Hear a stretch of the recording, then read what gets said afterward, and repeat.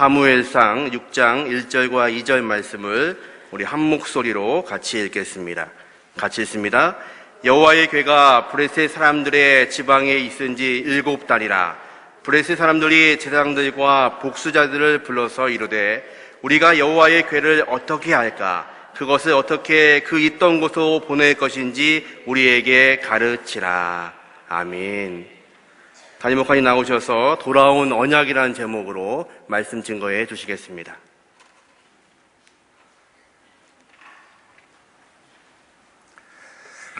돌아온 언약이 아니라 돌아온 언약궤.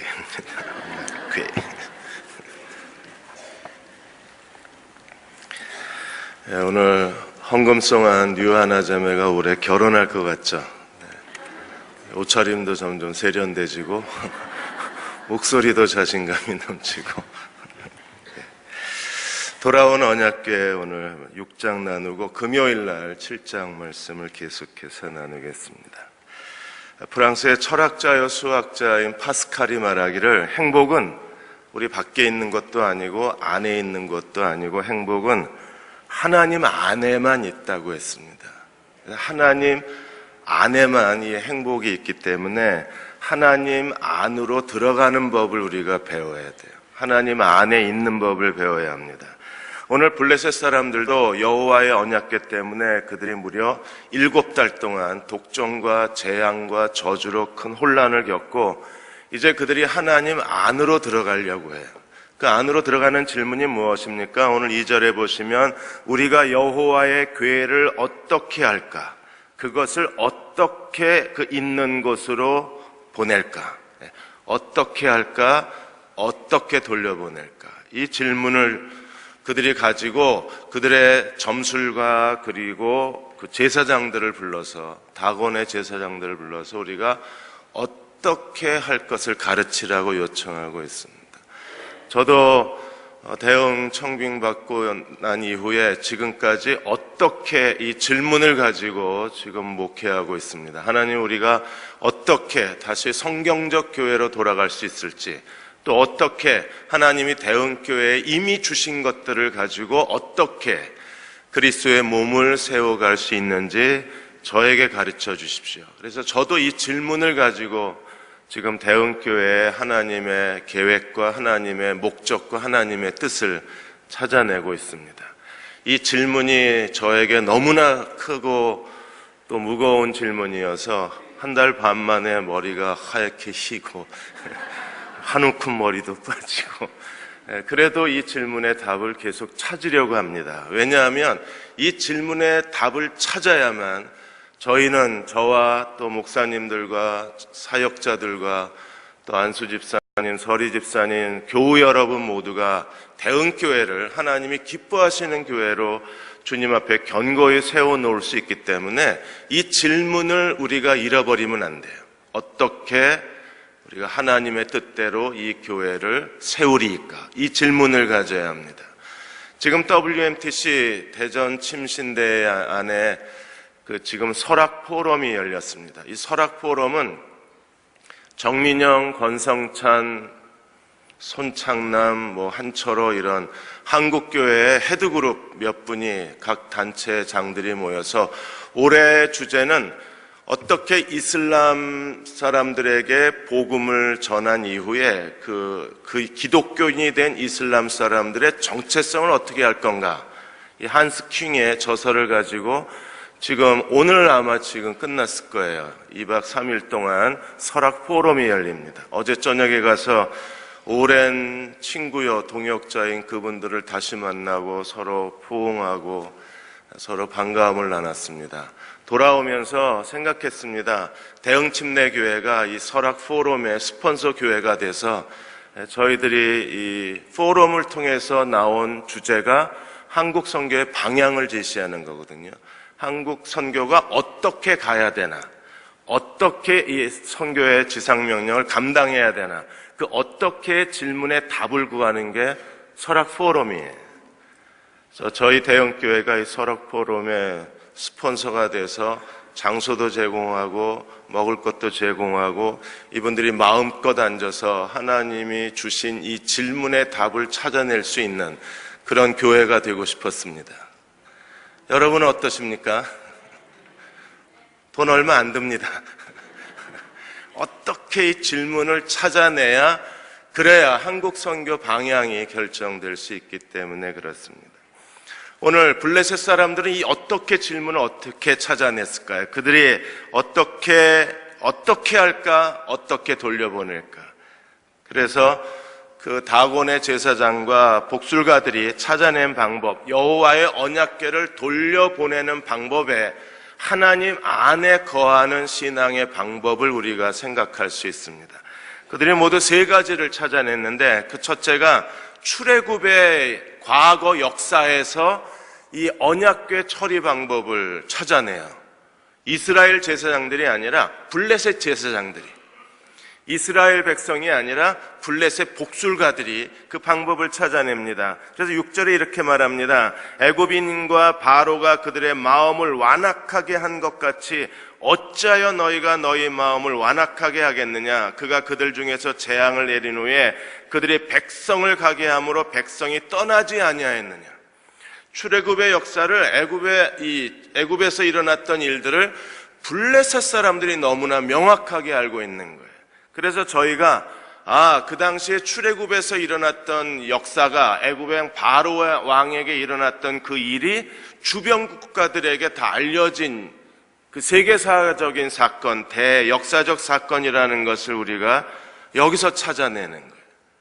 왜? 블레셋 제사장들이 이 출애굽의 역사를 가지고 하나님의 언약궤를 어떻게 돌려보낼까 하는 그 방법을 이 출애굽에서 찾아내고 있기 때문에 그래요. 그들이 하는 말이 무엇입니까?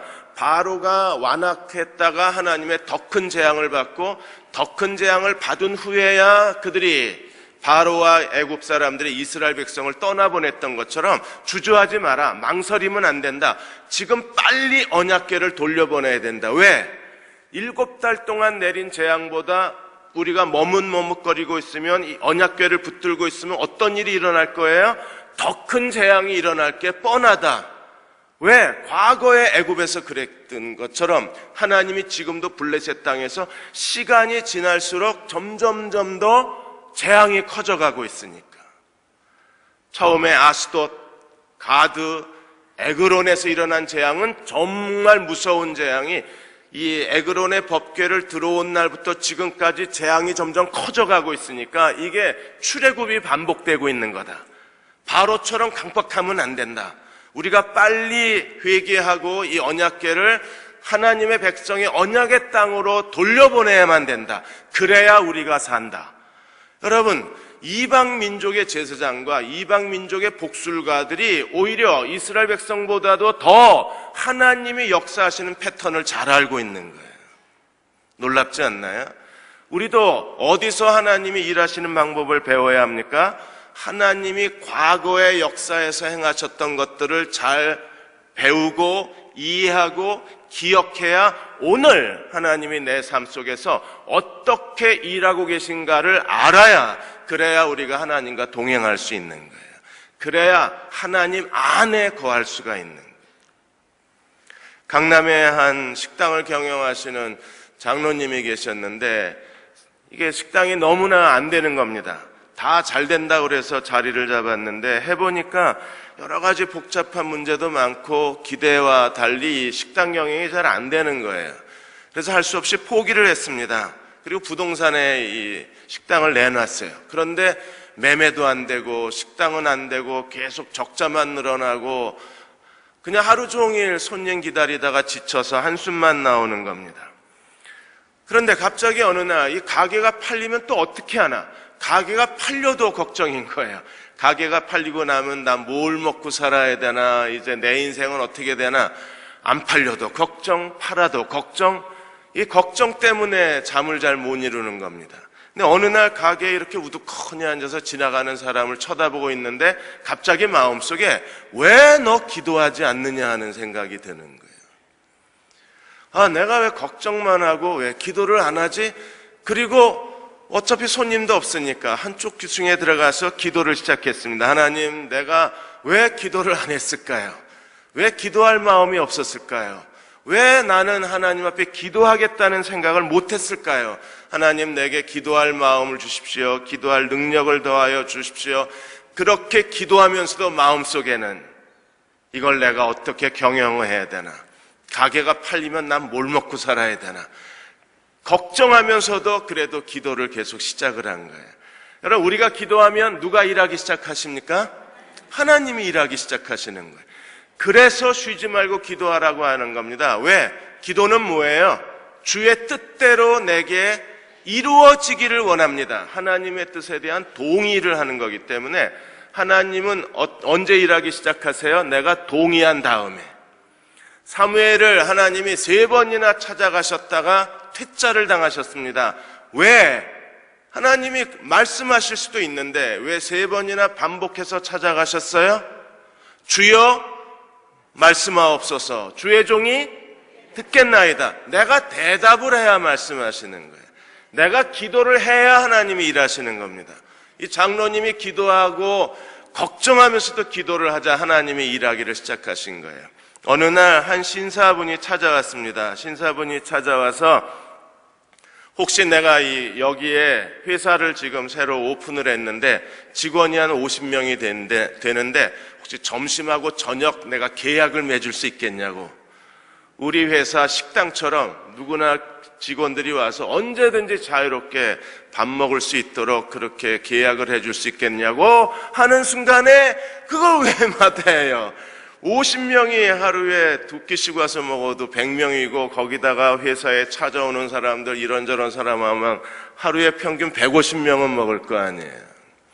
그때 이 장로님이 깨달은 겁니다. 아, 내가 기도하자 하나님이 일하시기 시작하는구나. 그래서 부동산에 매물 내놨던 거 취소하고 하나님 내가 이 식당을 가지고 하나님께 영광을 돌리겠습니다. 식당이 지금 한 3배나 커졌어요. 하나님이 일하시는 패턴은요, 출애굽 때나 사무엘 시대 때나 지금 이 시대나 똑같아요. 하나님께 어려움을 당했을 때 하나님이 어려움을 주면 즉시 가서 엎드려야지. 조그만 환난 줬을 때 지혜로운 사람은요 빨리 가서 엎드려요. 하나님이 새로운 축복을 시작하는데 사람이 미련하면 이게 환난을 애굽의 바로처럼 환난 10가지 재앙이 쏟아져도 계속 마음을 완악하게 하고 강팍하게 했다가 더 큰 재난을 당하는 거예요. 블레셋 제사장들이 그걸 알고 야 지금 7달 동안 우리가 당한 재난 이보다 더 큰 재앙이 올 수 있다. 어떻게 하면? 머뭇거리고 지체하고 가만히 있으면 어떻게 해야 돼요? 빨리 여호와의 언약궤를 하나님의 자기 백성의 땅으로 돌려보내야 된다. 우리도 과거에 하나님이 행하신 패턴을 보고 하나님께서 우리에게 어떤 작은 어려움을 주셨을 때, 시련을 주셨을 때 즉시 엎드리면 하나님이 그 시련 속에 감추어진 하나님의 축복을 드러내시지만 그 작은 시련에서 엎드리지 못하면 시련이 점점점 더 커져요. 그리고 더 감당할 수 없게 되는 거예요. 마음을 강박하게 하지 말고 하나님 앞에 즉시 엎드릴 줄 아는 겸허한 믿음의 종들이 되시기를 주의 이름으로 축원합니다. 2번째, 이 블레셋 제사장과 복술가가 한 일이 뭐냐면 이게 우연인가 하나님이 하신 일인가를 철저하게 분별해냅니다. 우리가 어떤 어려움을 당했을 때 이게 정말 하나님이 주신 건가 아니면 우연히 온 건가 이거 알아야 되잖아요. 이걸 알아야 어디로 들어갈 수 있어요? 하나님 섭리 안으로 들어갈 수 있는 거예요. 우연인데 하나님이 하신 일이라고 믿고 들어갔다가 허탕치는 사람들이 있어요. 하나님이 주신 건데 우연이라고 생각하고 가만히 있다가 또 허탕치는 사람이 있어요. 그래서 반드시 분별해야 될 게 뭡니까? 이게 우연이냐 하나님이 하신 일이냐를 정확하게 구분을 해야 돼요. 이 영적 분별력을 가져야 우리는요 지금 내 주변에서 일어나고 있는 여러 일들에 대해서 이게 하나님이 하신 일이면 빨리 그걸 붙잡고 어디로 들어가야 돼요? 하나님의 섭리 안으로 들어가야 돼요. 이게 우연한 일이면 그냥 내버려 둬야 돼요. 우연한 일이니까. 그런데 이거 거꾸로 하면 곤란한 거예요. 우연한 일인데 이게 뭐 대단한 것처럼 되는 줄 알고 이걸 가지고 하나님 전에 들어가 봐야 아무 일도 안 일어나요. 그런데 하나님이 하신 일인데 우연인 줄 알고 그냥 밖에다 내팽겨 쳐버리면 우리는요, 하나님의 섭리를 놓치는 거예요. 그래서 영적 분별력이 필요해요. 분별력. 블레셋 제사장들이 3번에 걸쳐서 이게 우연이냐 하나님의 섭리냐를 찾아내요. 그 첫 번째로 6장 3절에 보시면 거저 보내지 말라. 여호와의 언약궤를 보내는데 거저 보내지 말고 반드시요. 당시에 클레인, 이 신학자, 고고학자가 그 고대 중동 풍습에는 이 속건제 풍습이 그 당시의 사회에도 있었어요. 내가 실수로 남의 것을 가져왔다가 이게 실수라는 게 알게 되면 다시 돌려줄 때 실수일지라도 그냥 돌려보내지 않고 반드시 보상을 해서 돌려보냈어요. 블레셋 사람이 지금 여호와의 언약궤를 실수로 가져온 겁니다. 가져와서는 안 될 걸 가져온 거예요. 그걸 다시 돌려보내려면 반드시 속건제를 돌려보내야 됩니다. 그래서 6장 3절에 이렇게 말합니다. 그들이 이르되 이스라엘 신의 궤를 보내려거든 거저 보내지 말고 그에게 속건제를 드려야 할지니. 속건제는 어떤 내용으로 드렸습니까? 뭐에 대해서? 4절에 보시면 금독종 5, 금쥐 5마리. 왜 5이에요? 블레셋의 가장 중요한 5대 부족 국가가 5개였으니까. 그래서 각 부족 국가, 부족 도시 하나마다, 도시국가 하나마다 독종 하나, 쥐 1마리. 왜요? 쥐를 통해서, 독종을 통해서 하나님이 재앙을 쏟아 부으셨기 때문에 그들에게 재앙을 가져온 독종과 쥐의 형상, 그것도 금으로 만들어서 5마리씩 해서 언약궤와 함께 돌려보내자 그랬어요. 왜 속건제를 드렸을까요? 3절에 이렇게 말합니다. 그리하면 병도 낫고. 제일 첫 번째 이유는 뭐예요? 자기에게 재앙을 가져온 그 독종과 쥐의 형상을 만들어서 언약궤와 함께 블레셋 땅을 떠나보내게 만드는 거예요. 그럼 저주를 가져온 게 언약궤였으니까 언약궤가 독종과 쥐로 저주를 가져왔기 때문에 저주를 가져온 매개체를 다 블레셋 땅에서 떠나보내는 거예요. 이게 상당히 미신적이죠. 이걸 떠나보내면 더 이상 재앙이 임하지 않을 거라고 믿었던 거예요. 이게 복술가가 일 처리한 거니까 이런 샤머니즘적으로 처리를 한 겁니다. 그래서 언약궤가 저주를 시작했고 저주의 매개체가 뭐였어요? 쥐하고 독종. 그래서 5마리씩 해서 보낸 겁니다. 이게 첫 번째 이유고, 두 번째 이유는 뭐예요? 병도 낫고 그의 손을 너희에게서 옮기지 아니한 이유도 알리라. 이 재앙이 떠나보내고 난 뒤에 재앙이 그치면 여호와께로 온 것이요, 떠나보냈는데도 여전히 재앙이 오면 이건 전염병이에요. 계절성 전염병이에요. 유행성 독감같이. 이 제사장과 복술가들은요, 철저하게 계산된 행동을 하는 겁니다. 자, 언약궤하고 금독종 5, 금쥐 5마리에서 돌려보내자. 그치면 하나님이 하신 거고, 안 그치면 계절성 독감인 거고. 그들은 철저하게 이 재앙이 여호와께로부터 온 것이냐 아닌 것이냐를 확인하는데, 그 하나님께로부터 온 우연이냐 하나님의 섭리냐를 확인하는데 그들이 빈손으로 보내지 마라, 거저 보내지 마라. 그래서 제물, 속건제, 제물을 보내는 거예요.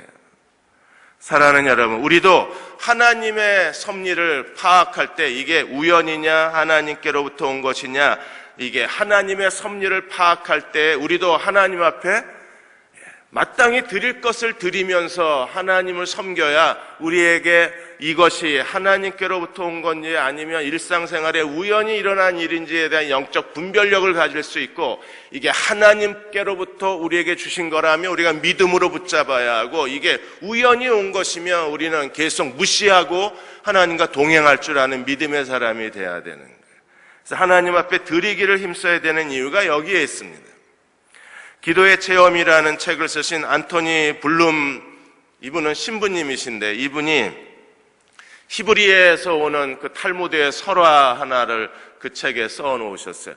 모세가 어느 날 들판을 거닐고 있었는데 한 목동을 만났습니다. 그래서 목동이 주님을 신실하게 사랑하고 있었던 사람이었기 때문에 같이 교제하면서 목동을 도와줬어요. 그리고 저녁 무렵에 목동이 이제 소젖을 짰습니다. 소젖을 짰는데 제일 좋은 우유 한 잔을 이렇게 평평한 그 돌판 위에다가 우유 한 컵을 드리고 그 하나님께 드리는 걸 봤습니다. 모세가 보니까 이 신앙이 순수하긴 한데 이게 좀 무식한 신앙인 거예요. 왜냐하면 하나님은 우유를 마시지 않잖아요. 그래서 가만히 지켜보고 있다가 목동한테 모세가 이렇게 말했습니다. 미안하지만 하나님 우유 드시는 분이 아니라고. 그래도 제가 드릴 수 있는 최고의 제일 좋은 게 우유기 때문에 저는 지금까지 하나님께 우유를 바쳐왔습니다. 당신이 바쳐도 하나님 우유 못 드신다고. 아니, 우유잔이 비었는데요. 그 하나님 먹은 게 아니라고. 그럴 리가요. 그러면 당신 여기 수풀 뒤에 숨어서 누가 먹나 보라고. 그래서 목동이 숲에 숨어서 봤어요. 그럼 하나님이 내려오셔서 한 잔 드시고 가셨을까요? 아니요. 숲속에 작은 여우들이 기어 나와서 홀짝홀짝 다 먹고 갔습니다. 목동이 너무 실망을 한 거예요. 이게 하나님 드신 게 아니라 여우들이 먹었구나. 그래서 풀이 죽었습니다. 모세가 그 목동에 등을 두드려주면서 거봐, 내 말이 맞잖아. 하나님은 순수한 신이기 때문에 우유 같은 거 안 드셔. 이러고 갔어요. 가는 동안에 천사를 만난 겁니다. 하나님이 모세에게 책망하신 거예요. 너 왜 그 목동이 가장 좋은 우유를 내게, 나를 사랑하기 때문에 내게 바치는 걸 왜 금지를 시켰냐? 하나님 우유 안 드시잖아요. 나야 안 먹지. 근데 그 목동이 나를 사랑해서 바친 우유를 내가 기쁘게 받았고 내가 마실 수는 없다. 그러나 내가 작은 여우들과 그 목동이 바친 그 소중한 우유를 내가 짐승들과 더불어 나누고 있었는데, 함께 그것을 마시며 즐거워했는데 네가 금지시키면 어떡하냐. 다시 목동에게 돌아가서 여전히 여호와께 우유 한 잔을 드리라고 그래라. 내가 얼마나 그것을 좋아하는지 모른다. 여러분, 우리가 하나님 앞에 헌금을 드리면 하나님 돈 필요하세요? 노인연금이 떨어지셨습니까? 그래서 하나님이 우리 보고 헌금하라고 그러나요? 왜 우리에게 하나님 헌금하라고 그랬습니까? 하나님 그 필요 없습니다. 그런데 왜 우리가 헌금해야 돼요? 그걸 가지고 가난한 이웃과 더불어 나누고 하나님의 사역에 함께 나누고, 이제 앞으로 설악 포럼은 이제 우리가 주관할 거예요. 설악 포럼과 나누고, 그리고 땅끝까지 복음을 전하는 분들과 나누고, 우리 주변에 도움이 필요한 사람과 더불어 나누고. 어제 사랑의 집 다녀왔는데 많은 분들이 와주셔서 정말 고맙습니다. 하나님께서 우리에게 주신 이 장애우들과 더불어 나누기 위해서 여러분이 드린 헌금을 하나님이 그걸 기뻐 받으시고 나누고 계신 거예요. 그리고 그 재물이 우리와 하나님 사이를 연결해 주기 때문에, 그 재물을 통해서 하나님이 말씀하시기 때문에, 그러므로 하나님께 드리기를 인색하면 안 돼요. 여러분이 즐거움으로 하나님께 드리면 하나님이 그것을 통해서 우리와 계속 관계를 유지하시고, 우리에게 일어난 모든 일들이 이게 우연히 온 건지 하나님께로부터 온 건지에 대해서 말씀해 주실 수 있어요.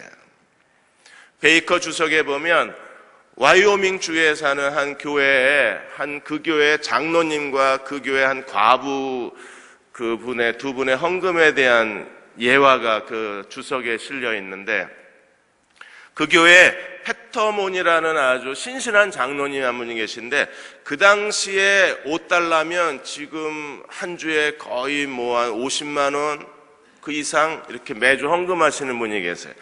$5를 매주 헌금을 하셨는데, 어느 날 이 페터몬 장로님한테 그 교회 가난한 과부 한 사람이 매주 5센트 헌금을 한다는 얘기를 들어요. 그래서 이 장로님이 어떻게 도와줄까 생각하다가 목사님한테 이렇게 얘기했습니다. 내가 $5 5센트를 낼 테니까 그 가난한 과부가 헌금 안 해도 된다고 가서 얘기해 주십시오.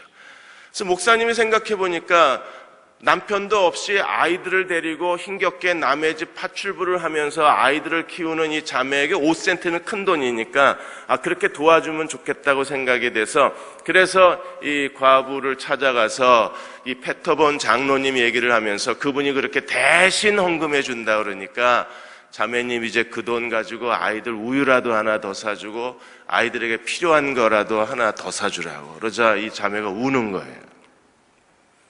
제가 아무리 가난하고 힘겹지만 매주 하나님께 5센트라도 드리는 즐거움을 빼앗아 가시면 내가 어디서 위로를 받겠습니까?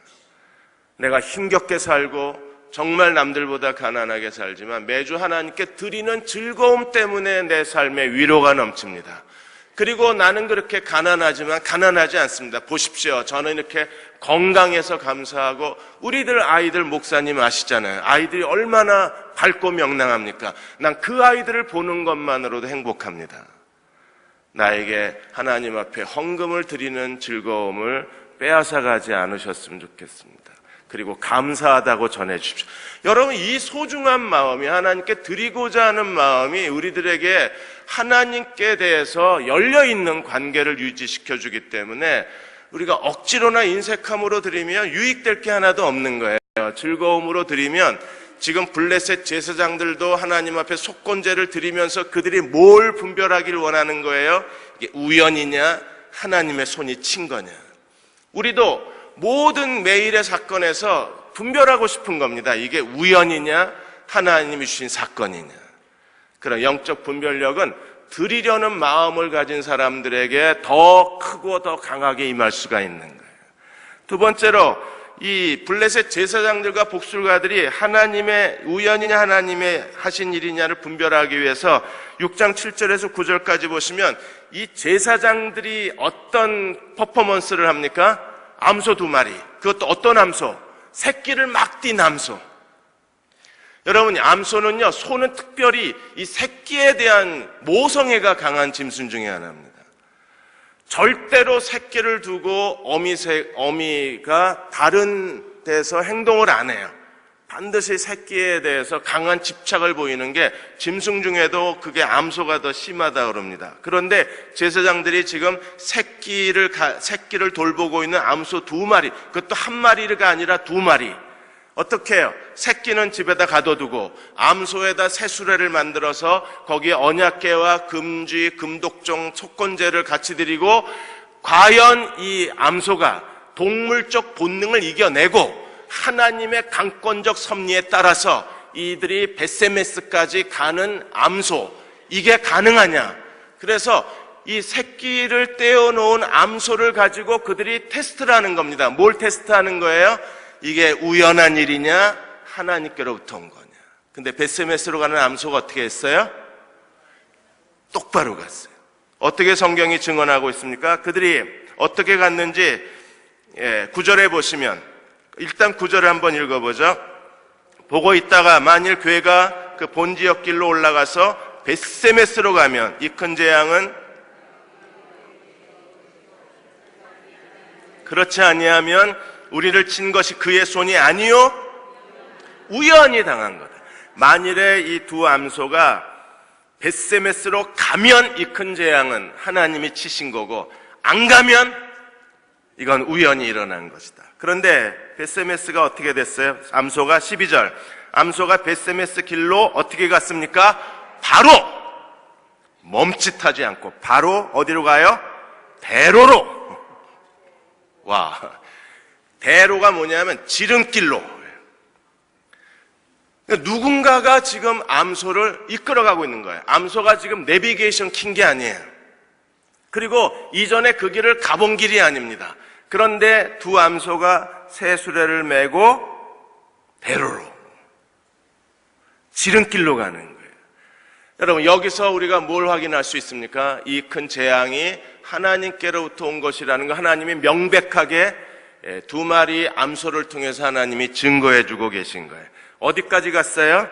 벳세메스. 벳세메스가 어디입니까? 태양의 집이라는 이름을 가져서 가나안 족속 중에 태양신을 숭배했던 사람들이 모여 살던 곳으로 추정을 합니다. 예루살렘에서 한 22km 정도 떨어진 곳이에요. 특별히 벳세메스는요, 여호수아가 누구에게 기업으로 주었습니까? 유다 지파에게 기업으로 주었는데 그 중에서 특별히 누구에게? 제사장의 성읍으로 준 거예요.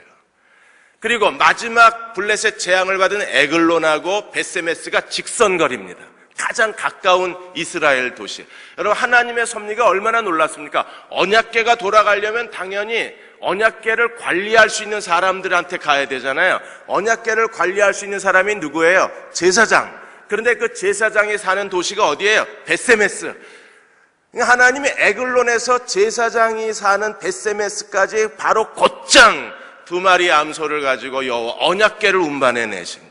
이걸 블레셋 사람들이 본 겁니다. 그리고 이 일이 우연이 아니라 하나님의 손이 그들을 치셨다는 사실을 인정하게 만드신 거예요. 동물의 이 본성까지도 이용해서 그들은 이 일이 정말 우연히 온 건지 하나님이 치신 건지를 블레셋 사람은 알기를 원했던 겁니다. 그럼 왜 실로가 아니고 벳세메스인가? 당시에 구약학자들이 추정할 때 이 여호와의 언약궤를 빼앗아 왔던 아벡 전투에서 아마 블레셋 군대가 실로까지 쳐들어가서 실로를 완전히 불태웠을 걸로 추정을 해요. 그러므로 여호와의 언약궤가 다시 돌아갈 집이 없어진 겁니다. 다 폐허가 되고 불태워졌기 때문에. 그러므로 그들이 벳세메스로 수레 방향을 정해놓고 2마리 암소를 가지고 하나님이 어디로 이 언약궤를 데리고 가시는지 확인하기를 원했던 거예요. 사랑하는 여러분, 오늘 우리도 하나님 앞에서 이 2마리 암소를 내 앞에 세워놓고 지금 내 인생에서 일어나고 있는 일들이 이게 우연히 일어난 일인지 하나님께서 이 일을 시작하신 것인가를 분별하고 하나님이 하신 일이라면 우리가 그것을 붙잡고 감사하고 믿음으로 연합을 해야 돼요. 리더스 다이제스트에 나온 이야기입니다. 어느 한 소년이 심각한 화상을 입고 중환자실에 입원을 했습니다. 이 화상은 세균 감염하면 이게 목숨이 위태롭기 때문에 어떤 사람도 지정된 그 의사 간호사 외에는 이 아이에게 접근해서는 안 돼요. 그런데 어느 한 자원봉사자가 실수로 이 아이 화상 입원 병동에 들어간 겁니다. 그리고 보니까 중학교 2학년쯤 되니까 이 자원봉사자가 그 아이를 위해서 매일 교과서를 가지고 학교 못 간 게 안타까우니까 자기가 해줄 수 있는 게 없으니까 교과서를 가지고 가서 열심히 교과서를 읽어줬어요. 근데 이 아이는 지금 목숨이 굉장히 위태로운 아이였습니다. 자기 힘으로 자생력으로 이겨내면 살고 자생력을 갖지 못하고 이 아이가 스스로 포기하면 죽는 거였었어요. 그래서 병원에서도 치료를 중단하고 기다리고 있었던 상황인데 이 자원봉사자가 실수로 그 병동에 들어가서 계속 교과서를 읽어준 겁니다. 나중에 이 아이가 났어요. 어떻게 그런 기적이 일어나고 은혜가 일어났는가를 이제 의사가 와서 설명을 해주는데 의사가 갑자기 애가 막 삶에 대한 희망에 살이 잡힌 겁니다. 그래서 어떻게 너 그렇게 힘든 상황에서 너 잘 극복해 줘서 고맙다. 그렇게 살고자 하는 의욕을 가졌을 때가 언제냐고 의사가 물었을 때 소년이 이렇게 대답했대요. 어떤 사람이 형인 것 같은데 그 사람이 와서 계속 교과서를 읽어줘서 자기가 생각할 때 이 온몸을 칭칭 감고 있으니까 누군지도 모르고 어떤 사람인지도 기억이 안 나는데 내가 이제 학교 갈 때가 다 됐나 보다. 그러니까 와서 교과서 읽어주겠지. 그래서 학교 갈 때가 다 됐다 하는 생각이 드니까 갑자기 막 몸이 살아나기를 시작한 거예요. 저도 화상당하고 병원에 들어갔는데 의사가 일주일 동안 치료를 안 했어요. 살면 치료하고 죽으면 데리가라 그랬습니다. 그래서 일주일 동안 병실에 처박아두고 치료를 안 했어요, 저도. 그러니까 제가 이 리더스 다이제스트의 이 아이 얘기를 들으니까 이게 이해가 되는 거예요. 요 시기만 넘기면 치료가 시작되고 요 시기에 애가 스스로 무기력해지면 그건 그냥 시체실로 가는 거예요. 그런데 그 순간에 이 대학생이 들어와서 교과서를 읽어준 겁니다. 여러분, 이게 우연일까요? 저는 하나님이 보내신 것 같아요. 이건 분명히 하나님이 하신 일이다. 물론 그 책에는 하나님이라는 말이 안 나와요. 이거는 이 아이에게 누군가가 이 아이에게 특별한 선물을 베풀었다고만 쓰여 있어요. 근데 저는 그 특별한 선물이 하나님이 주신 것 같아요. 우리의 삶 속에서 일어난 우연한 사건이지만 실제로 그것을 영적 눈으로 볼 수만 있다면 이게 하나님의 손길이라고 생각하고 확신하고 감사할 수 있는 일들이 우리 주변에 얼마든지 있어요. 근데 어떤 사람들은 그걸 못 보니까 그냥 지나가 버리고, 어떤 사람들은 그걸 볼 수 있는 눈이 있으니까 기뻐하고 감사하는 겁니다.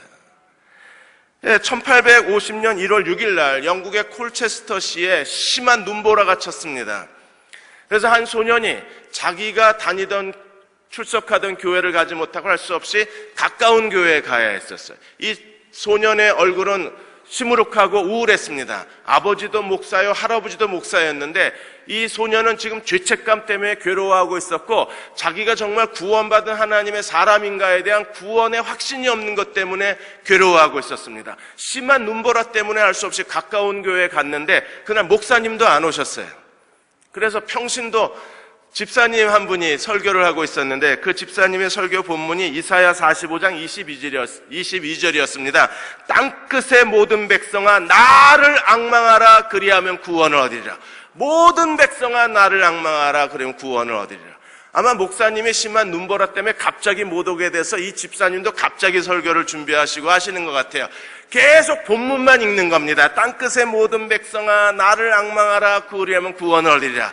하나님을 쳐다보는데 대학 졸업장 필요 없습니다. 하나님을 쳐다보는데 키가 작아도 상관이 없습니다. 하나님을 쳐다보는데 돈이 안 들어갑니다.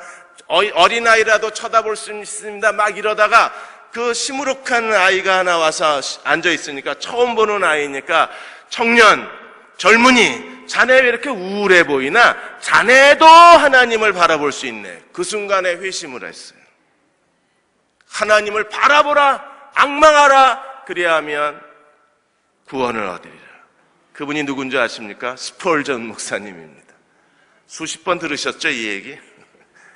여러분, 이 한순간에 눈보라가 치고 갑자기 가까운 교회 가고, 목사님이 왔으면 또 안 됐잖아요. 목사님이 안 오시고 갑자기 평신도 집사님이 설교하시게 되고, 침례교는 안수 집사님들이 설교하는 교회가 많습니다. 그게 침례교회의 자랑이에요.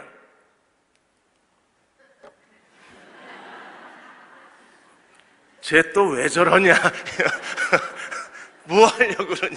아니, 그렇다고요, 침례교가. 집사님들이 설교하는 교회가 많아요. 그래서 목사님이 6개월은 나가서 해외 집회 다니시고 6개월 동안 와서 설교하시고, 나머지는 설교 집사님들이 계세요. 왜? 설교 은사 가진 분도 계시잖아요. 그분들이 목사님 설교할 때보다 더 잘하셔가지고요, 목사님 인기가 떨어지고 계시답니다. 근데 이 집사님이 갑자기 설교하시게 되고, 하필이면 본문이 또 이사야 42장이에요. 여러분, 이게 다 우연이라고 말할 수 있나요? 아니요. 어쩌면 하나님이 완벽하게 하나님께서 주관하시고, 하나님이 연출자가 되시고, 하나님이 감독이 되셔서 이 스펄전을 회심하시기 위한 하나님의 위대한 섭리이실 수도 있잖아요. 그런데 스펄전은 그건 나를 위한 하나님의 섭리였다고 고백하는 겁니다. 어떤 사람들이 볼 때 우연이야 라고 말하지만, 당사자가 볼 땐 그건 섭리예요. 하나님의 섭리. 여러분도 영의 눈이 열려져서 이게 우연인지 하나님의 섭리인지를 분별할 줄 아는 그리스도의 종들이 되시기를 축원합니다. 세 번째, 우연이냐 하나님의 섭리자를 파악하는 데 있어서 여러분, 블레셋 사람들이 끝까지 이 일이 하나님께로부터 온 일인가를 지켜보고 확신을 하고 돌아가요. 그래서 10절에서 18절까지 그 장면이 우리에게 연출이 되는데, 16절에 가보겠습니다. 6장 16절에 가보시면 블레셋 5 방백이 이것을 보고 돌아갔어요. 어디까지 봤어요? 두 암소가 벳세메스에 가서 딱 멈췄어요. 여러분, 누가 멈춘 사람도 없어요. 자기들이 알아서 대로 지름길로 가고 좌우로 치우치지 않냐고 곧장 가고, 뒤에는 누가 있는데? 새끼들이 있는데, 그 새끼 때문에 울면서 본성을 거역하고 가서 정확하게 블레셋 땅을 넘어서 이스라엘 땅에 들어가는 순간 수레가 멈춘 거예요. 그걸 지금 블레셋 5 방백이 두 눈을 뜨고 만원경으로 이걸 다 지켜보고 있는 겁니다. 그리고 벳세메스 사람들이요, 그 암소를 가지고 하나님 앞에 번제를 드렸습니다. 왜? 여호와의 언약궤를 운반해온 두 암소가 이제 더 이상 세속적인 목적으로 사용될 수 없잖아요. 하나님의 일에 쓰임받았기 때문에 하나님은 숫소만 바치게 돼 있는데 이 레위기에 하나님의 제사법을 어기고 이 암소를 제물로 삼아서 그 수레를 깨가지고 하나님 앞에 암소를 번제물로 바칩니다. 왜? 여호와의 언약궤가 돌아왔으니까. 이걸 블레셋 다섯 방백이 다 끝까지 지켜보고 돌아간 거예요. 이제는 확실하게 그들이 알았습니다. 뭘 알았어요? 이게 우연이 아니라 하나님의 손이 엄중하게 그들의 땅에 재앙을 내리셨다는 걸 확인하고 돌아갔습니다. 근데 문제는 뭡니까?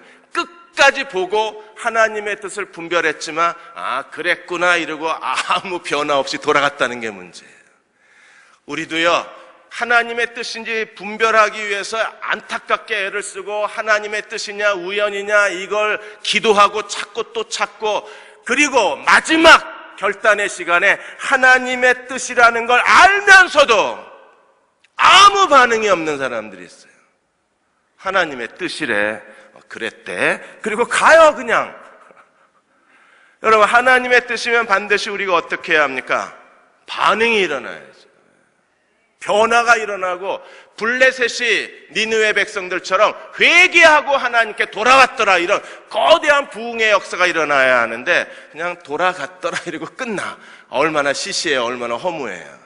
하나님이 여러분의 삶 속에 어떤 우연을 통한 어떤 일을 행하셨을 때 우리가 그것을 통해서 깨닫고 배우고 어떻게 해야 돼요? 하나님 앞에 굴복하고 하나님께 헌신할 수 있어야 그 다음에 하나님의 더 큰 섭리가 전개되어져 가는 거예요.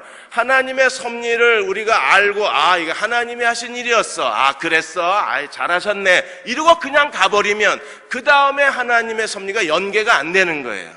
알면 거기서 굴복하고 거기서 하나님의 뜻을 우리가 믿음의 두 손으로 잡아야 그 다음에 또 다른 하나님의 계획이 연출이 되는 거예요. 이것 때문에 우리가 끝까지 하나님의 뜻인가를 분별하고 끝까지 하나님의 뜻인가를 확인하고 하나님의 뜻이었을 때 그걸 붙잡고 가야지 그 다음에 하나님의 더 큰 섭리가 내 인생 앞에 펼쳐지는 거지. 그랬대 이러고 멈추면 안 되는 거잖아요. 올림픽 공원에 있는 교회, 박영선 목사님 교회에 한 집사님이 한 분이 계십니다. 이분은 그렇게 정말 가난하게 사셨어요. 가난하셨는데 하나님을 사랑하셨던 분이셨습니다. 근데 이분이 어느 날 거기서 은혜를 너무나 크게 받으시고 자기가 하나님 앞에 드리고 싶은데 너무 가난하니까 드릴 게 없는 거예요. 그리고 그 부자 동네잖아요, 올림픽 공원 있는 데가. 많은 사람들이 막 하나님께 드리는데 자기는 드릴 게 없으니까 너무 마음이 아팠던 거예요. 그래서 내가 어떻게 하면 하나님께 드릴 수 있을까 기도하다가 어느 날 우연히 우유 배달하는 사람을 보고 나도 우유를 배달해서 월급을 받아가지고 하나님께 드리고 싶다 이래서 새벽에 우유 배달을 시작했어요. 우유 배달하면서 하나님께 드렸습니다. 근데 어느 날 아이가 오더니 엄마 나 학교 안 갈래. 왜? 아이들이 놀려. 뭐라고? 네 엄마 우유 배달하지 이러고 놀리는 거예요. 그래서 그만둘까 생각했는데 자기는 분명히 하나님이 이것을 통해서라도 하나님을 섬기도록 하나님이 허락하셨다고 믿었기 때문에 아니야, 이건 내가 선택한 게 아니라 우유 배달은 하나님이 주신 거야. 그 믿음을 가지니까 멈출 수가 없더랍니다. 그래서 아들을 안고 미안한데 네가 좀 창피해도 참아라. 이거 엄마가 시작한 일이지만 이게 하나님이 내게 하라고 주신 일이다. 그러니까 하나님이 주신 일인데 엄마가 어떻게 그만두겠냐. 하나님이 그만두라고 할 때까지 내가 그만둘 수 없으니까 아들아 네가 이해를 해라. 자기가 이 말을 하면서도 왜 내가 이 말을 하는지 모르겠대요. 근데 어쨌든 지금은 그만두면 안 될 것 같아서 아들아 네가 참아. 창피해도 참아. 그리고 우유 배달을 계속을 한 거예요. 한 달 뒤에 대리점 사장이 이 집사님을 부른 거예요. 내가 이걸 그만둬야 되는데 내가 그냥 다 공짜로 넘겨주겠다. 이 대리점만 잘 운영해야 돼. 내가 이걸 안심하고 맡길 수 있는 사람이 지금 여기 일하는 직원 가운데 당신밖에 없다. 당신의 성실함에 내가 감동했고, 당신이 주님을 사랑하는 그 모습에 내가 감동을 했고, 당신 같은 사람이면 내가 더 주고 싶은데 내가 지금 급하게 다른 사업을 시작해야 되기 때문에 당신 돈 없는 거 잘 안다, 이거 선물이다, 이러고 대리점을 준 거예요. 여러분, 이 대리점이요, 2년 3년 지나면서 2개가 되고 3개가 되고, 송파구에 있는 대리점이 4개 5개가 이분이 경영을 하신 거예요. 여자 집사님인데, 만일에 아들이 엄마 부끄러워 이랬을 때 어머 미안해 이러고 그만뒀으면 대리점은 누구께 됐을까? 그리고 지금도 이분은 뭐하고 사셨을까? 근데 그걸 통해서 하나님이 축복해 주셔가지고 정말 하나님의 축복의 간증자가 되신 거예요. 그렇게 살고 싶지 않으십니까? 그럼 하나를 놓으면 안 돼요. 우유 배달, 창피해, 부끄러워, 애도 부끄럽다는데 이러고 이걸 우리가 우물쭈물 해버리면 그 다음에 하나님이 대리점까지 갖고 계셨는데 없어진 거잖아요. 대리점이 하나야? 송파구에 4개 5개 하나님이 다 이미 점 찍어놓고 주려고 그러셨다가 내가 우유 배달 창피하다고 그만두는 순간 다 멈추는 거잖아요. 지금 블레셋 사람들이 기껏 하나님이 하신 일이라는 걸 찾아놓고 그냥 돌아가 버리니까 아무 일도 안 일어나는 거잖아요. 여러분, 블레셋만 그런 게 아니라 벳세메스 사람도 마찬가지잖아요. 이건 제사장들입니다. 더군다나 레위 지파 사람들이, 아론의 지파 사람들이 살던 곳이 누구보다도 잘 아는 하나님의 법궤에 대한 규례와 지식과 율례를 누구보다도 잘 아는 사람들이 벳세메스에 사는 사람들입니다. 그래서 하나님이 에그론에서 벳세메스로 2마리의 암소를 가지고 여호와의 거룩한 언약궤, 하나님의 보호자의 그 상징인 언약궤를 벳세메스로 돌려보냈는데, 그들이 하나님 앞에 번제를 드리고 화목제를 드리고 처음엔 잘하는 것처럼 보였습니다. 그런데 어떤 일이 벌어졌어요? 벳세메스 사람들이 여호와의 언약궤 뚜껑을 열고 들어보는 순간에 어떤 일이 벌어졌습니까? 오만이라고 써있는데 오만은 가로예요. 왜냐하면 벳세메스에 5만 명이 살 수가 없잖아요. 아마 70인, 다른 사본에는 5만이라는 게 없습니다. 70명이 그 자리에서 죽임을 당합니다. 그러자 벳세메스의 사람들이 어떻게 해요? 20절 같이 한번 읽겠습니다. 벳세메스 사람들이 이르되 이 거룩하신 하나님 여호와 앞에 누가 능히 서리요? 그가 우리에게서 누구에게로 올라가시게 할까 하고. 누가 이 거룩하신 하나님 앞에 서겠느냐? 지금 실수는 누가 한 거예요? 벳세메스 사람들이 한 거잖아요.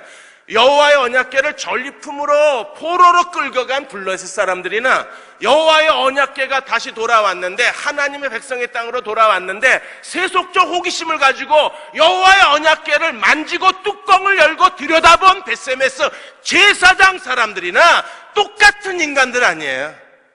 하나님의 법궤를 함부로 취급하고 무슨 장난감처럼 취급하고 여호와의 이름을 함부로 부르고, 벳세메스 사람들이 저지른 하나님께 대한 망령된 죄나, 블레셋 사람들이 저지른 망령된 죄나, 벳세메스 제사장 성읍의 사람들이 저지른 망령된 죄나, 그 죄가 그 죄잖아요. 더군다나 그 하나님의 영광과 거룩이 드러났으면 그들이 여호와의 율법을 따라서 제사장답게 하나님의 법궤에 대한 책임을 다해야 되는데 뭐라고 그럽니까? 옮기자, 옮겨 이랬습니다. 블레셋 사람이 아스도, 가드, 에그론으로 옮겨 한 거나, 벳세메스에서 하나님의 진노와 심판이 엄중하자 옮겨 하는 거나 뭐가 달라요? 이방인 사람들의 신앙이나 하나님의 제사장이라고 말하는 벳세메스 사람들의 신앙이나 그 신앙이 그 신앙인 겁니다. 그래서 무슨 소망이 있겠어요? 더군다나 그들이 어디로 보내요? 기럇 여아림. 기럇 여아림이 어디입니까? 왜 하필이면 기럇 여아림이에요? 제 아내가 2월부터 이제 수요 예배 끝나고 점심 식사 후에 여기 성서지리 할 겁니다. 제 아내가 성서지리 아주 재미있게 잘 가르칩니다. 성서지리에 보시면 이 벳세메스하고 기럇 여아림이 사무엘 당시에 블레셋 적경지역이었기 때문에 블레셋 정치 영향력 가운데 있었던 도시 중에 하나가 기럇 여아림이에요. 벳세메스 사람들이 블레셋 사람들이 법궤를 자기에게로 보낸 거를 이걸 하나님의 섭리적 관점에서 이해를 못하고 정치적 관점에서 이해를 하는 거예요. 자기네들에게 여호와의 법궤 때문에 무슨 일이 일어났는지 7개월이 지났으면 소문이 들어갔을 거 아니에요. 국경지역인데 뻔히 알 거 아니에요. 그러면 그들이 왜 여호와의 법궤를 블레셋 땅에서 이스라엘 땅으로 옮겨왔는가를 알아야 되는데 왜? 일반 백성은 몰라도 얘네들은 알아야 될 거 아니에요. 누구니까? 제사장이니까, 여호와의 제사장이니까 뭘 좀 알아야 되는데 그들은요, 그걸 뭘로 이해를 한 거예요? 여기가 블레셋 관할 영토니까 아마 블레셋 땅에서 블레셋 관할 영토의 이스라엘 도시 찾다가 여기로 보낸 거다. 그러면 정치적 관점에서 그러면 여전히 블레셋의 영향력 아래에 있는 기랏 여아림으로 보내면 블레셋 사람들이 거기 여호와의 법궤를 글로 옮긴 거에 대해서 진노하지는 않을 거다. 그러니까 자기들로는 최대한 합리적으로 정치적 영향권 안에 있는 다른 도시를 찾다가 기랏 여아림으로 보낸 거예요. 거기는요, 하나님의 말씀도 없고 하나님의 인도하심도 없고 하나님의 지시도 없어요. 단순히 블레셋과의 접경 지역 중에 블레셋이 관할하는 지역 중에 하나를 찾다가 자기네들하고 비슷한 처지에 있는 기랏 여아림을 선택한 것뿐이에요. 왜?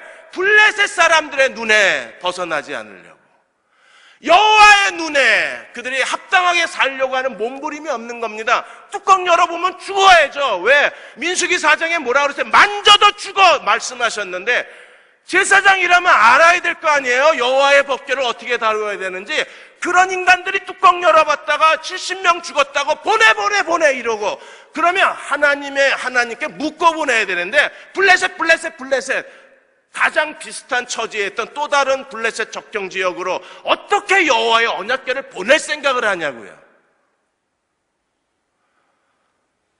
성경을 몰라도 그렇게 모르고 어떻게 여호와의 언약궤라고 베세메스에 모여 살 수 있습니까?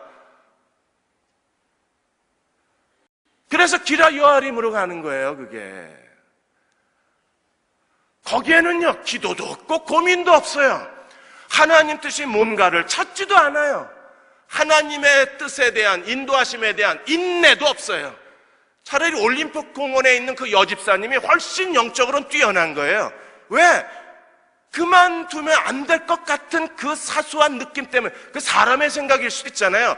그러나 그걸 끝까지 하나님의 뜻으로 믿고 인내하다가 대리점 몇 개를 거느린 사장이 됐는데 하나님의 더 큰 섭리까지 찾아내서 자기 주머니에 넣었잖아요. 이게 믿음 아니에요? 주시는 것도 제대로 찾아 먹지 못하면 그건 믿음이 없는 거잖아요. 근데 지금 베세메스는요, 하나님이 그 놀라운 축복과 기회를 줬는데도 이 인간들이 그걸 못 찾는 겁니다. 지금 답답하지 않으신가요? 제사장이라는 사람, 결국 엘리와 두 아들을 타락한 제사장 때문에 여호와의 법궤를 뺏겼다가 하나님이 7개월 동안에 블레셋 5도시에 재앙을 쏟아붓고 저주를 쏟아부으셔서 겨우 또 다른 출애굽, 사무엘 시대 여호와의 법궤의 출애굽. 그래서 오늘 제목이 돌아온 언약궤예요. 언약궤의 출애굽. 그리고 돌아온 언약궤가 제일 먼저 발을 내디딘 곳이 제사장의 성읍인데, 제사장의 성읍에서 함부로 하나님의 법궤의 뚜껑을 열고 들여다보는 수치스러운 일을 감행하고 그 하나님의 저주에 놀라며 엎드려야죠. 안 그래요?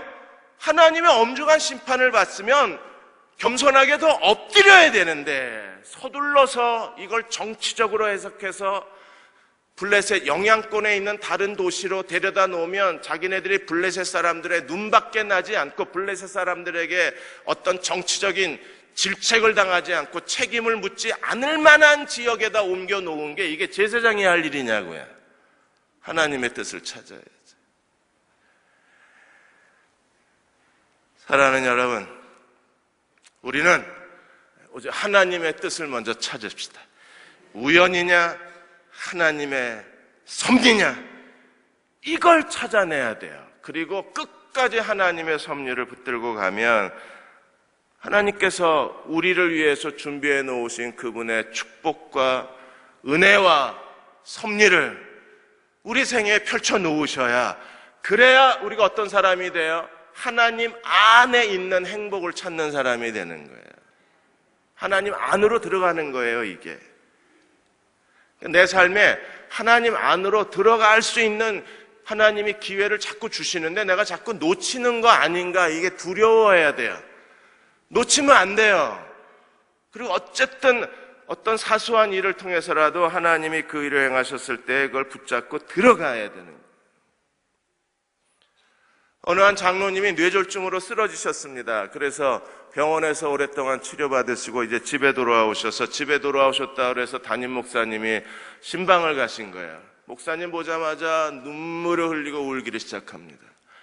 장로님 괜찮아요. 하나님 치료해 주실 거예요. 아니요, 내가 병 때문에 우는 게 아닙니다. 그럼 왜 우십니까? 그랬더니 내가 하나님 앞에 이렇게 누워 있다 보니까 처음엔 주일날 되는데 가족들이 기독교 방송 TV 딱 틀어놓고 예배 드리세요 이러고 엄마 자식이 다 교회 가버리는 거예요. 너무 외롭더래요. 혼자 앉아서 자기는 TV에, 교회 선택할 권한도 없잖아요. TV에서 중계해 주는 대로 예배를 드려야 되니까. 그게 처음에는 외로워서 울다가 나중에는 교회가 가고 싶어서 울기를 시작하신 거예요. 나도 교회 가고 싶어. 그러다가 자기 인생 자체가 후회가 되는 겁니다. 내가 건강할 때 더 열심히 교회 가서 예배 드릴 걸. 내가 건강할 때 더 열심히 교회 가서 봉사할 걸. 내가 건강했을 때 더 하나님 앞에 많은 걸 드릴 걸. 내가 건강했을 때 여러 사람들이 내게 도와달라고 부탁을 하고 나를 만나자고 그러고 이것저것을 하자고 많은 사람들이 내게 봉사를 요청했을 때 그때 좀 열심히 할 걸. 이제 꼼짝도 못하고 식물인간처럼 누워있으니까 목사님, 내가 다시 일어날 수 있을까요? 내가 왜 건강할 때 그렇게 주님을 섬기지 못했을까요? 내가 그때 충성을 다하지 못한 게 후회스러워서 우는 겁니다. 목사님도 잘 도와드리지도 못하고 제가 돌아보니까 이게 후회밖에 없으니 내가 이제 어떻게 했으면 좋겠습니까?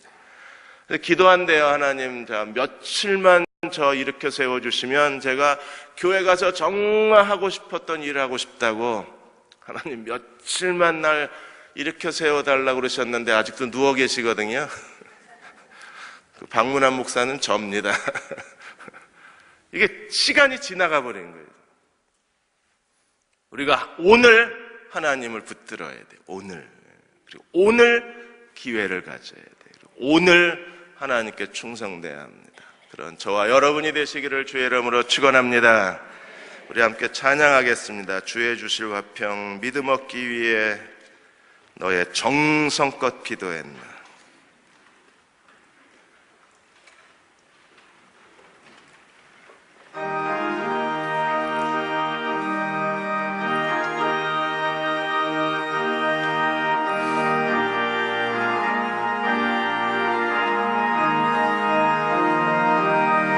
주님 주신 화 믿음 얻기 위해 믿음 얻기 위해 너는 정성껏 기도했나. 주의 제단 앞에 주의 제단 모두 바치기 전 바치기 복을 받을 줄 생각 마라.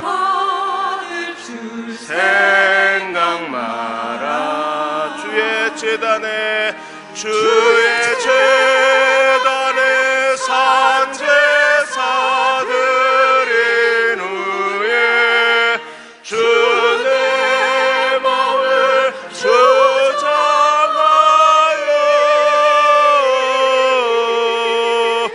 주의 뜻을 따 그와 동행하면 그와 동행하 영생 농락을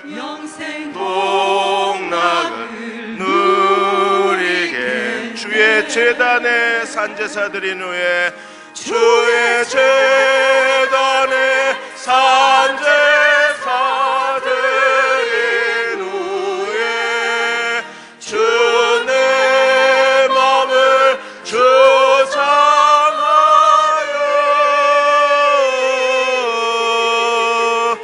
주의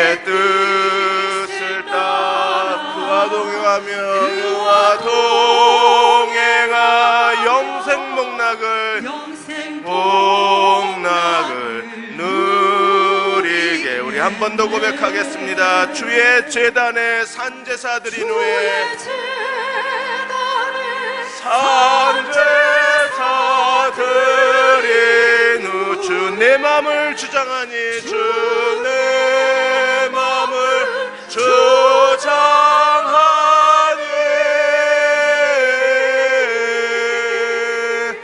주의 뜻을 따라 그와 동행하며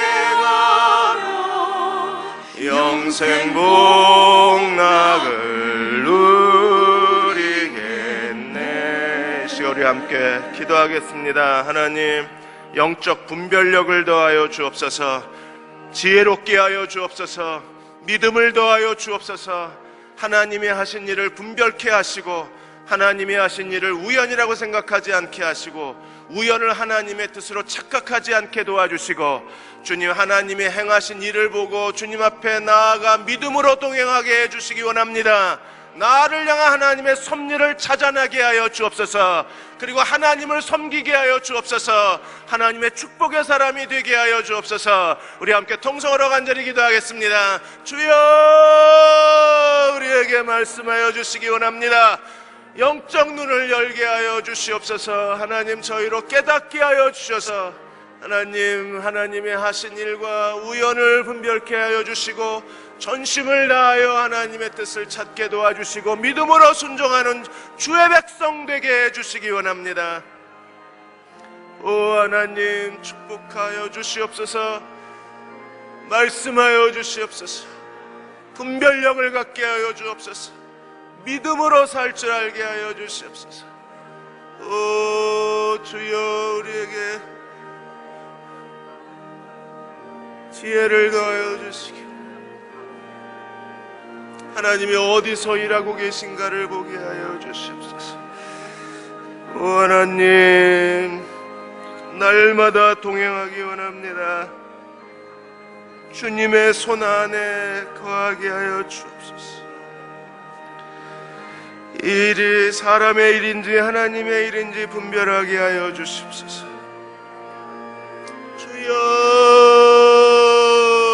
우리에게 가르쳐 주시고 깨닫게 하여 주시고 하나님, 분별력과 믿음을 종들에게 더하여 주셔서 하나님, 알게 하시고 깨닫게 하여 주시고 믿음으로 동행하게 하여 주시옵소서. 이렇게 역사해 주시옵소서. 도와주시고 하나님, 가르쳐 주시기 원합니다.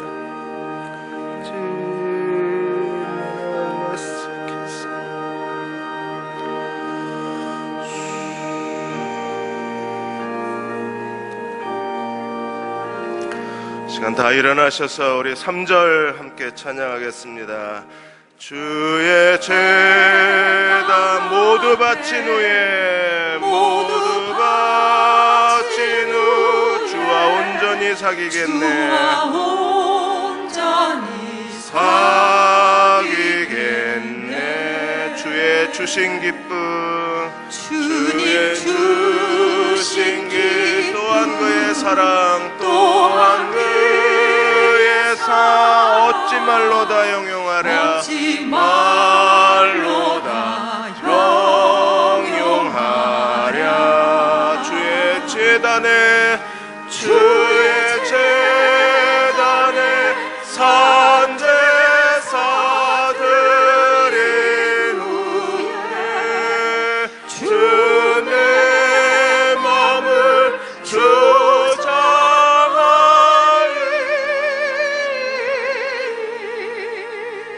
주의 뜻을 따라 그와 동행하며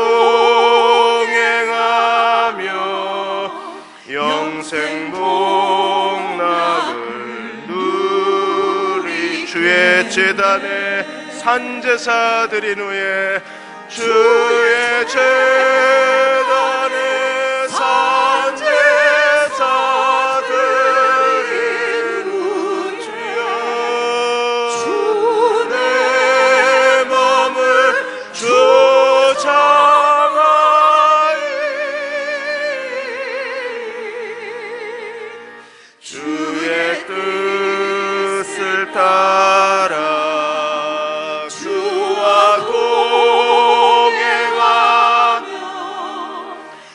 영생 복락 누리겠네.